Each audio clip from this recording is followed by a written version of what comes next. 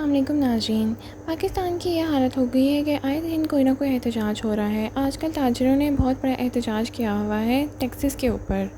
मिफ्ता इस्माइल और ज़ीनत अज़ीज़कार का यही कहना है कि ये इस वजह से हो रहा है क्योंकि मैंडेट चोरी किया गया है और हुकूमत आवाम की पसंद की नहीं है और वो हुकूमत की बातें नहीं मान रहे। इसी वजह से मुल्क के ये हालात हैं। तो क्या ऐसे हालात में बस यही एक रीज़न है कि पाकिस्तान की ये हालत होती जा रही है, हर चीज़ में तबाही हो रही है और रोज़ एहतजाज किए जा रहे हैं, जिस पर फवाद चौधरी का कहना है कि अगर यही हालात रहने हैं तो इलेक्शन का क्या फ़ायदा, डेमोक्रेसी का क्या फ़ायदा है। हुकूमत की में एक ऐसे लोगों को बिठा दिया गया है जो आवाम के फेवरेट नहीं हैं। उनका कहना है कि इलेक्शन होते ही इसलिए ताकि आवाम में कौन सी जमात पसंदीदा है उसको ही हुकूमत में लाया जाए। फवाद चौधरी का तो यहाँ तक कहना है कि अगर डेमोक्रेसी है तो उसको इसी तरह चलाया जाए, जमहूरियत को जमहूरियत ही रखा जाए, ना कि उसे मार्शल लॉ बनाया जाए। उनका कहना है कि हुकूमत नहीं है, मार्शल लॉ लगाया गया है लेकिन हुकूमत चला रही है। उनका ये भी कहना है कि 2 महीने बहुत सख्त हैं। उनका कहना है कि हमारे मंसूबे जो चल रहे हैं वो तो चलते ही रहेंगे, लेकिन जब IMF का नया प्रोग्राम आएगा और उसकी सख्त से सख्त शराइत आएंगी जो मुल्क का क्या बने। साथ ही साथ फवाद चौधरी का ये भी कहना है कि मौजूदा हुकूमत की खूबी है कि कोई भी एक्ट बनाने से पहले तफसील नहीं जानती। उनका ये भी कहना है कि वो चाहती है कि हर बेंच इनकी मर्ज़ी का बनाया जाए, जो इनकी मर्ज़ी के मुताबिक नहीं चलता ये उसकी बुराइयां करने लग जाते हैं। फवाद चौधरी ने यह भी कहा कि हुकूमत की एक ही पॉलिसी है कि किसी न किसी के ख़िलाफ़ बात करते ही रहना है। अगर कोई इनके किसी से ये डरते हैं तो उसको छोड़ के उससे पिछले इंसान के बारे में बातें करने लग जाते हैं। साथ ही साथ फवाद चौधरी ने PTI की मौजूदा सूरत हाल पे ये भी कमेंट किया कि मुझे समझ नहीं आ रही सब बच्चों की तरह क्यों लड़ रहे हैं। आइए सुनते हैं फवाद चौधरी ने मज़ीद इस बारे में क्या कहा। जनरल फैज़ की जो सारी गेम चली है इतनी तफसीली आपने देखा, खबरें आ रही हैं, साफ़ी बता रहे हैं जी हमें बताया गया, ये हो गया, बोल पड़े, सब बता दिया। ये कितना मुश्किल नजर आ रहा है। ये तो मैंने किससे कहानी है ना, ये तो देखिए इंटरनल इशू है फौज का, वो उसको देखेगी।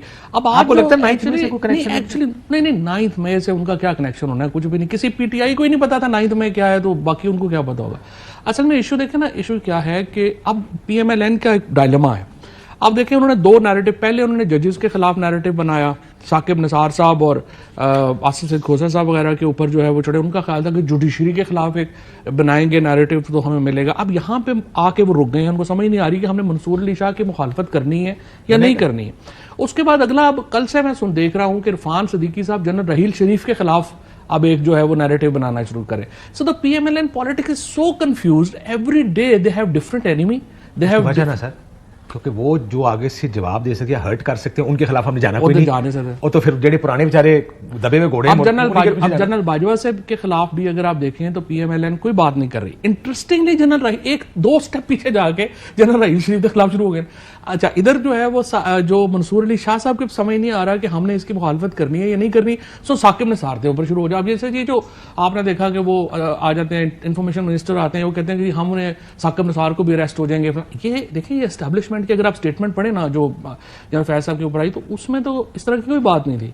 अब नून लीग की अपनी ख्वाहिशें हैं जो ये चाहते हैं ISPR की स्टेटमेंट में। लेकिन सियासत तो थी ना फवाद साहब इसमें, जो आप स्टेटमेंट पढ़े, खासकर जो अगली अरेस्ट हुई उसके बाद, और इनको भी कहा गया कि आर्मी एक्ट की खिलाफवर्जी, फिर कहा गया जो अगली अरेस्ट उसमें था सियासत की वजह से और उनकी वजह से किया गया। सो मैं जिससे पहले मुझे पता है कि वो अभी आने में टाइम लगेगा, लेकिन मेरा ख्याल है ये फीलर्स बहुत से छोड़े जा रहे हैं। आपकी वापसी लटक गई है PTI में की? मैं आखिर में मिनट 1.5 मिनट है, मैं पूछ रहा हूँ कितने जा रहे हो? जाना है PTI? देखिए, बात यह है कि मैंने तो पहले ही कहा है कि खान साहब जिस दिन बुलाएंगे चले जाएंगे। अब जो है वो बातचीत वगैरह होती मामला ठंडे में, वो पैगाम आया, पैगाम आते रहते हैं। अच्छे, अच्छी नौयत के पैगाम, अच्छी नौयत नहीं तो उन्होंने कहा था जो रोका, मेरा ख्याल है उन्होंने कहीं भी मैंने ये नहीं सुना उनको कहते हुए कि किसी को वापस नहीं लूंगा, नहीं, वक्त आएगा तो देखें। नहीं, वो तो बिल्कुल तैयार है। वो थोड़ा सारा ये दरमियान में 1-2 चीजें जो थी वो हो जाए, चले पता चल जाएगा। बात सब आखिर में ये बताएं, ये जो PTI की अंदरूनी लड़ाइयां चल रही हैं इसका क्या? मैं तो हैरान हूँ कि आप बच्चों की तरह लड़ रहे हैं। 5-6 महीने की असम्बलियाँ हैं और उस असम्बलियों के अंदर जो है वो इस तरह से लग रहा है कि जैसे पता नहीं क्या पॉलिसी डिसीजन मेकिंग हो जानी है जो हमने होके करना था। 5-6 महीने के समय देखिए ना, इससे ज़्यादा तो ये असम्बलियाँ नहीं चल सकती। इससे ज़्यादा असम्बलियाँ चली तो फिर तो PTI वैसी गेम हार गई ना। अगर आप PTI की देखें नुकता, they need a quick end, और तो उसके लिए सारों का इकट्ठा होना होगा। तो फिर मैंने आपसे वही तो कहा, दर्जा हरारत बढ़ाएंगे तो गिरेगा, तो आप तो कहते हैं वो ठंडा करना चाह रहे हैं। मैं ये कह रहा हूँ कि खान साहब दर्जा हरारत बढ़ाना चाहते हैं, पर इतना नहीं बढ़ाना चाहते कि मॉब्स पे बात आ जाए। ठीक, बढ़ाओ पर कंट्रोल। ये देखें ना, ये बड़ा इंपॉर्टेंट डिस्टिंक्शन है जो कि खान साहब ने करनी है। इसकी वजह यह है कि मॉब पे बात आ गई तो फिर देखें ना, फिर रिलीजियस एक्सट्रीमिज्म वो चले जाए। गुफ्तगू में सुनी, इजाजत दीजिए।